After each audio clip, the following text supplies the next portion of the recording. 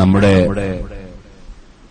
ഈ മാസത്തിൽ നടക്കുന്ന പരിപാടി ബഹുമാനപ്പെട്ട പുല്ലൂക്കർ ഉസ്താദ് അവറുകളുടെ അനുസ്മരണമായി നമ്മുടെ സാധാരണയായി ഉസ്താദ് അവറുടെ പേരിൽ പ്രത്യേകം ദുആ ചെയ്യാറുണ്ട്. അല്ലാഹു തആല അവിടുത്തെ ദർജ വർദ്ധിപ്പിച്ചു കൊടുക്കട്ടെ.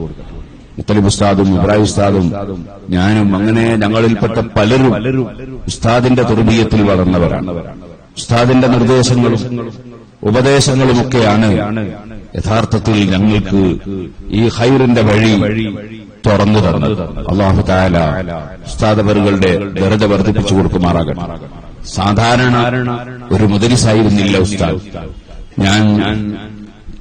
എനിക്ക് സമയം നഷ്ടപ്പെടുത്താതെ വളരെ കൃത്യമായി മുതഅല്ലിമീങ്ങളെ തർബിയത്ത് നടത്തുന്ന, മുതഅല്ലിമീങ്ങളെ നന്നായി ശ്രദ്ധിച്ച് അവരുടെ സമയം നഷ്ടപ്പെടുത്താതെ ശരിക്കും പഠിപ്പിച്ച് ക്രമീകരിക്കുന്ന ഒരു ഗുരുനാഥൻ വേണം എന്നൊരു ചിന്ത ഉണ്ടാകാൻ കാരണം ഞാൻ നേരത്തെ ഒരു ദർസിലുണ്ടായിരുന്നു. ആ ദർസിൽ കുട്ടികൾ പലരും കളിച്ച് നേരം പോകലാണ്, പഠിക്കാൻ മടിയന്മാരാണ്. അങ്ങനെ കുറച്ചു കാലം ഞാൻ അവിടെ നോക്കി. ഉസ്താദ് നല്ല ഉഷാറുള്ള നല്ല കഴിവുള്ള ഉസ്താദാണ്. പക്ഷേ ഉസ്താദിന് കുട്ടികളെ തർബിയത്ത് ചെയ്യുന്ന വിഷയത്തിൽ ഉസ്താദ് വിജയം കൈവരിക്കാറില്ല. കുട്ടികൾ വല്ലാതെ വികൃതി കളിക്കും പള്ളിയിൽ നിന്ന്. അതെനിക്ക് സഹിക്കുന്നില്ല. ഞാൻ അൽഫിയ തുടങ്ങിയ സമയം. അപ്പൊ എനിക്ക് കിതാബ് ഇങ്ങനെ ഓതി പഠിക്കുന്ന ഇവരെ കളികൊണ്ട് എനിക്ക് പഠിക്കാൻ വളരെ ഇടങ്ങാറ്. അപ്പൊ ഞാൻ ഉസ്താദിനോട് സമ്മതം ചോദിച്ചിട്ട് അങ്ങനെ ഉസ്താദിനോട് സമ്മതം ചോദിച്ചപ്പോൾ ഉസ്താദ് ഇങ്ങോട്ട് പറയുന്നത്, ഇവിടുത്തെ കുട്ടികളെ കളികൊണ്ട് നീ ഇവിടെ നിൽക്കുന്നില്ലല്ലേ, നീ പോവാണല്ലേ എന്ന് പറഞ്ഞു.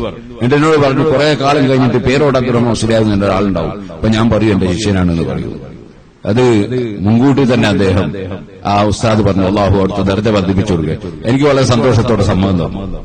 അങ്ങനെ ഞാൻ എവിടെയാണ് ശരിക്ക് സമയം നഷ്ടപ്പെടുത്താതെ മുതഅല്ലിമീങ്ങളെ ശ്രദ്ധിക്കുന്ന ഒരു ഉസ്താദ് വേണം എന്ന് മനസ്സിലാക്കിയിട്ട് പലരോടും അന്വേഷിച്ചപ്പോ ഒരാൾ പറഞ്ഞു, പുല്ലൂക്കർ ഉസ്താദ് കുട്ടികളെ ഒരു മിനിറ്റും നഷ്ടപ്പെടുത്തൂല, വല്ലാതെ ശ്രദ്ധിക്കൂന്നു. ഉസ്താദ് വല്ലാതെ ശ്രദ്ധിക്കും.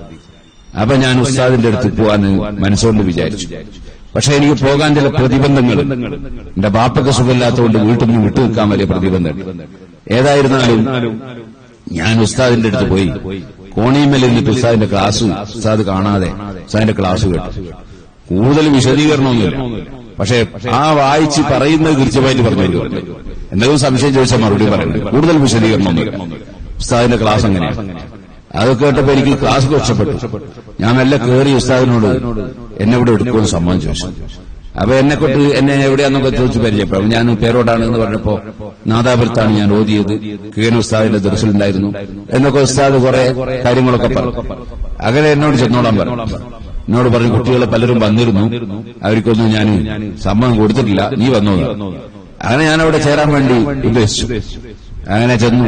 പക്ഷെ എന്റെ ബാപ്പ വീട്ടിൽ വന്നപ്പോ എന്നോട് നീ പോയിട്ട് അവിടെ താമസിച്ചാൽ രാത്രി എനിക്ക് എല്ലാ ദിവസവും രാത്രി ഒന്ന് എഴുന്നേറ്റിട്ട് ഒന്ന് മൂത്രമൊഴിക്കാൻ പറയും.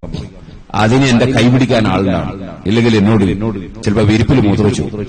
അതുകൊണ്ട് നീ ഇവിടുന്ന് രാത്രി പോയാൽ ഞാൻ ബുദ്ധിമുട്ടി പോകുന്നു. അപ്പൊ ഞാനിങ്ങനെ മനസ്സിന് വിഷമായി.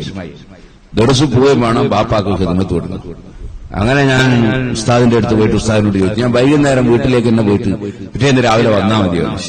ഉസ്താദ് സമ്മതം തന്നു. അങ്ങനെ ഞാൻ എന്റെ വീട്ടിൽ നിന്ന് ഏകദേശം 1 കിലോമീറ്റർ തൂണേരിക്ക് രാവിലെ നടക്കും. അവിടുന്ന് പിന്നെ 5 കിലോമീറ്റർ ബസ്സിന് പോകും. എന്നിട്ട് അവിടുന്ന് പിന്നെ 2.5 കിലോമീറ്ററോളം പുല്ലൂക്കർക്ക് നടക്കും.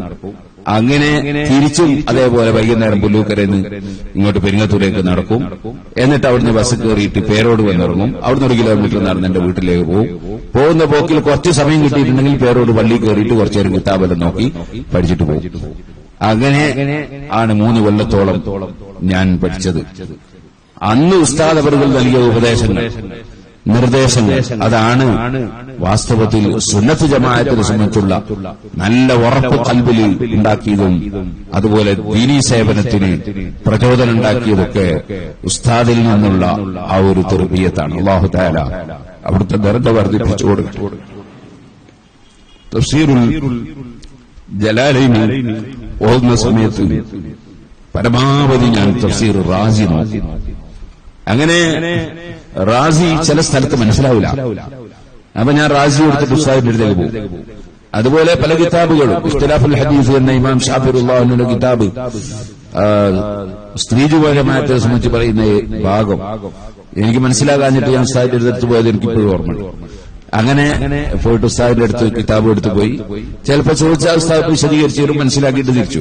ചിലപ്പോ കിതാബ് എടുത്തു പോയി ഉസ്താദിന്റെ മുമ്പിൽ നിന്ന് എന്താ വന്നതെന്ന് ചോദിച്ചു. കിതാബ് നിവർത്തി ഇങ്ങനെ ഒന്ന് നോക്കിയാൽ ഉസ്താദ് പറഞ്ഞു തരാതെ തന്നെ അൽഹംദുലില്ലാ എന്താ പറഞ്ഞതെന്ന് മനസ്സിലാവും. ഒന്നുമില്ലാന്ന് പറഞ്ഞ് ഞാൻ തിരിച്ചു പോകും. അങ്ങനെ ഒരു വല്ലാത്ത ബറക്കത്തുള്ള ഒരു വലിയ മഹാനായിരുന്നു ബഹുമാനപ്പെട്ട പുല്ലൂക്കർ ഉസ്താദ്. അല്ലാഹു തആല അവിടുത്തെ ദറജ വർദ്ധിപ്പിച്ചു കൊടുക്കട്ടെ. നമ്മുടെ സിറാജുൽ ഹുദ സ്ഥാപനത്തിൽ നമ്മുടെ ദർസ് ആരംഭിക്കുന്ന സമയത്ത് ഉസ്താദ് വന്നിരുന്നു. അതുപോലെ നമ്മുടെ സ്ഥാപനത്തിന്റെ എല്ലാ വിഷയത്തിലും ഉസ്താദിന്റെ ഉപദേശവും നിർദ്ദേശവുമാണ് നമുക്ക് വലിയ പ്രചോദനം നൽകിയത്. അർഹമുർ റഹീമിനായ റബ്ബേ, അവരെയും നിങ്ങളെയും ഈ സ്വർഗ്ഗത്തിൽ ഒരുമിച്ച് കൂട്ടണം റഹ്മാൻ. അതുപോലെ വളരെയേറെ സ്നേഹിച്ച ഒരു മഹാപണ്ഡിതനായിരുന്നു ചെറുസോല ഉസ്താദ്. ഞാൻ മഹാനവറുകളിൽ കിതാബ് ഓതിയിട്ടില്ല, പക്ഷേ മഹാനവറുകളുടെ ഇൽമ് എനിക്ക് ഫലം ചെയ്തിട്ടുണ്ട്. ഞാൻ നേർക്ക് നേരെ ശിഷ്യനല്ലെങ്കിലും വലിയ സ്നേഹമായിരുന്നു. നാദാപുരത്ത് ഒരിക്കലൊരു പരിപാടിയാണ്, സക്കാത്തും പലിശയായിരുന്നു വിഷയം. അപ്പോ അന്ന് കറൻസി സൂക്ഷിച്ചവർ സക്കാത്ത് കൊടുക്കണം എന്ന് ഞാൻ പറഞ്ഞു. ബാങ്കിൽ നിന്ന് പലിശ വാങ്ങാൻ പാടില്ല എന്ന് പറഞ്ഞു. അപ്പൊ ഒരു കൂട്ടർ അതിനെതിരായിട്ട് പ്രസംഗിച്ചു.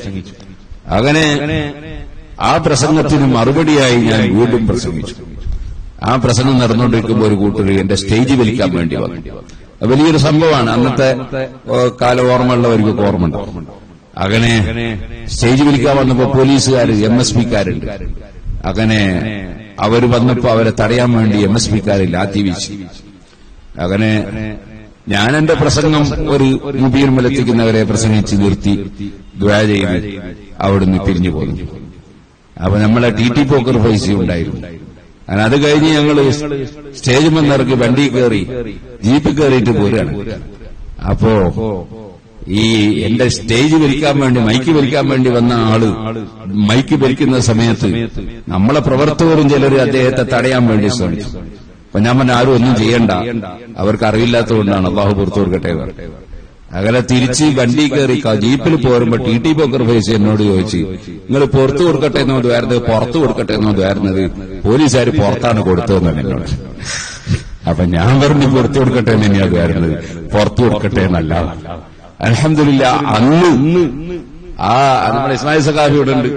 മൂപ്പര് കേസ് വന്നപ്പോ പോലീസുകാർ കേസെടുത്തപ്പോ മൂപ്പര് സാക്ഷിയാണ്. അങ്ങനെ അന്ന് ഇസ്മായിൽ സഖാഫിനോടും മയനാജിനോടും ഞാൻ പറഞ്ഞു, ആ ചെറുപ്പക്കാർക്കെതിരെ കേസൊന്നും നിങ്ങൾ സാക്ഷിക്കൊന്നും പോണ്ട. അപ്പൊ അവരെ വെറുതെ വിടൂലേ, അവരക്രമിച്ചവരല്ലേ, അവർ വെറുതെ വിട്ടോട്ടെ. നമ്മളെ മുസ്ലിം സമുദായത്തിലുള്ള പാവപ്പെട്ട കുട്ടികൾ, അറിവില്ലാത്ത ചെറുപ്പക്കാര് അവരക്രമിച്ച് ചോദിച്ചിട്ട് പകരം നമ്മൾ ജയിലിൽ കടിച്ചിട്ട് ഒന്നും കിട്ടാനൊന്നുമില്ലല്ലോ. അള്ളാഹു അവർക്ക് പുറത്തു കൊടുക്കട്ടെ നമ്മളിത് വരുന്നത്. അവിടെ നിങ്ങൾ കേസിലൊന്നും പോണ്ട, സാക്ഷിക്കൊന്നും പോണ്ട. അങ്ങനെ ആ കേസ് അൽഹംദുലില്ലാ അവര് രക്ഷപ്പെട്ടു. ഞാൻ രക്ഷപ്പെടണമെന്ന് ഞാൻ വിചാരിച്ചത്. പക്ഷെ അന്ന് ആ ആക്രമണം ചെയ്തിരുന്ന പലരും പല സ്ഥലങ്ങളിലുമായി വന്ന് പിന്നീട് പൊരുത്തപ്പെടിക്കുകയും അവരൊക്കെ നമ്മുടെ ദീനീ പ്രവർത്തനത്തിൽ സഹകരിക്കുകയും ചെയ്യുന്ന ഒരു ചുറ്റുപാട് അല്ലാഹു തആല തന്നു. അങ്ങനെ ഒരുപാട് അനുഭവങ്ങൾ നമ്മുടെ സിറാജുൽ ഹുദയുമായും നമ്മുടെ സുന്നത്ത് ജമാഅത്തിന്റെ ഖിദ്മത്തുമായി ബന്ധപ്പെട്ട് നമ്മുടെ ജീവിതത്തിൽ ഉണ്ടായിട്ടുണ്ട്. ഞാനൊരു സ്ഥലത്ത് ഇവിടുന്ന് പ്രസംഗിക്കാൻ പോയിരുന്നു. അപ്പൊ പെണ്ണുങ്ങളടക്കം അരുവാളും കൊടുവാളും ഒക്കെ എടുത്തിട്ട് സുബ്ഹാനല്ലാഹ് കൊത്താൻ വേണ്ടി. അതിന്റെ അടുത്തുള്ള ഒരു സ്ഥലമാണ്. എല്ലാരും ആണും പെണ്ണും ഒക്കെ. നിങ്ങൾ ഇന്ന് ഇവിടെ പഠിക്കുന്നില്ലേ? ഇവിടെ സക്കാഫിയൊക്കെ ഇവിടെ പഠിക്കുന്നുണ്ട്. അങ്ങനെ എല്ലാവരും കൂടിയിട്ട് ആക്രമിക്കാൻ വന്നു. അപ്പൊ ഇങ്ങനെ പോയ ടീമും കുഴപ്പമൊന്നുമില്ല, നല്ല ജോറൻ ടീമുണ്ട് നമ്മുടെ കൂടെ. ഇന്ന് നല്ല ടീം. അപ്പൊ അവര് ചോദിച്ചാൽ എന്താ വേണ്ടേ? ഞങ്ങൾ നേരിട്ടെ. ഞാൻ നേരിടുമൊന്നും വേണ്ട, നമുക്ക് തിരിച്ചു പോവാ. അപ്പൊ അവര് സ്വീപ്പാക്കല്ലോ, സ്വീപ്പായിക്കോട്ടെ, അവര് വിവരമില്ലാത്ത ആൾക്കാരാണ്, നമുക്ക് തിരിച്ചു പോകാതെ. അങ്ങനെ തന്നെ വണ്ടി തിരിച്ചു വന്ന് വിട്ടു. ഞങ്ങൾ തിരിച്ചു വരുമ്പോ അവര് കൂക്ക് വിളിക്കുകയൊക്കെ ചെയ്യുന്ന ഉറപ്പാണല്ലോ. പക്ഷെ അൽഹംദുലില്ലാ ആ നാട്ടിന്റെ പരിസരത്ത് സുന്നത്ത് ജമാഅത്തിന് പള്ളിയില്ലാത്ത സ്ഥലത്ത് നമ്മൾ പള്ളി ഉണ്ടാക്കുകയും മറസുണ്ടാക്കുകയും ചെയ്യുമ്പോ അന്ന് അരുവാളും കൊടുവാളും എടുത്ത് വന്നവരൊക്കെ നമ്മളോടുകൂടെ വന്ന് സഹകരിച്ചു വന്നു എന്നുള്ളതാണ്.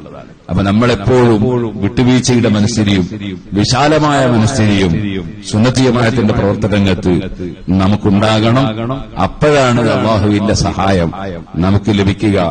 ഇപ്പോൾ ഞാൻ മുത്തലിം ഉസ്താദിനോട് പറഞ്ഞു, ഒരുപാട് ചേരസോൽ ഉസ്താദ് അങ്ങനെ അവിടെ നിന്ന് നാദാപുരത്ത് പരിപാടി കഴിഞ്ഞ് പിറ്റേന്ന് ഉസ്താദിന്റെ ശിഷ്യന്മാരെന്നോട് പറഞ്ഞു, ഉസ്താദ് കരഞ്ഞുകൊണ്ട് ഇങ്ങനെ സങ്കടം പറയാണ്, സുന്നത്ത് ജമാഅത്ത് പറയുന്ന ഒരു ചെറുപ്പക്കാരനാണ്, അദ്ദേഹത്തിനൊന്നും സംഭവിക്കാൻ പാടില്ല എന്ന് പറഞ്ഞിട്ട് എനിക്ക് വേണ്ടി ദുആ ചെയ്യുമെന്ന് പറഞ്ഞു.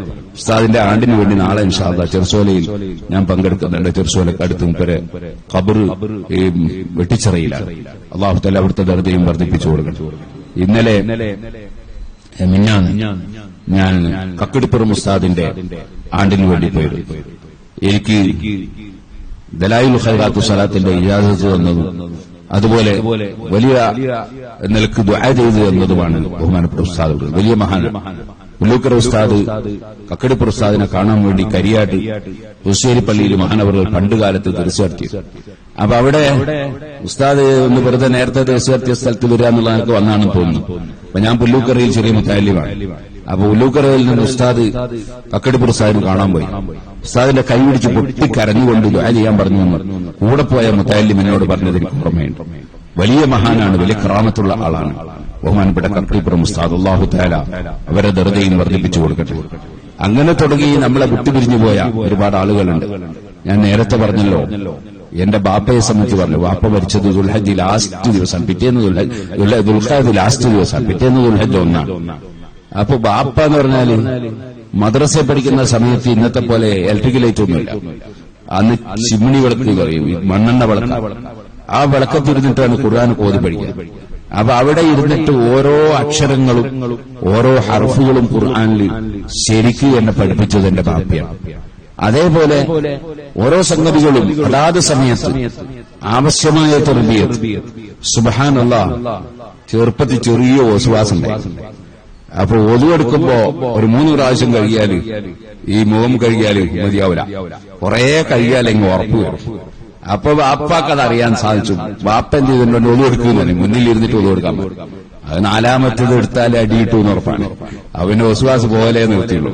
അങ്ങനെ അവന്റെ ഒസുവാസ് അവിടെ കൂടെ പോയി. അങ്ങനെ നമ്മളെ തെർബിയത്ത് ചെയ്ത ഉമ്മവാപ്പമാര്, ഉസ്താദുമാര്, അവരെ എപ്പോഴും ഓർമ്മിക്കുകയും അവരുടെ പേരിൽ പ്രാർത്ഥിക്കുകയും ചെയ്യലാണ് സുന്നത്ത് ജമാഅത്തിന്റെ ശിആർ. അതുകൊണ്ട് നിങ്ങളും അതേ രൂപത്തിൽ തന്നെ ആകണം എന്ന് എല്ലാ മുതഅല്ലിമീങ്ങളോടും വസിയത്ത് ചെയ്ത് ഞാൻ എന്റെ വാക്കുകൾ നിർത്തുന്നു.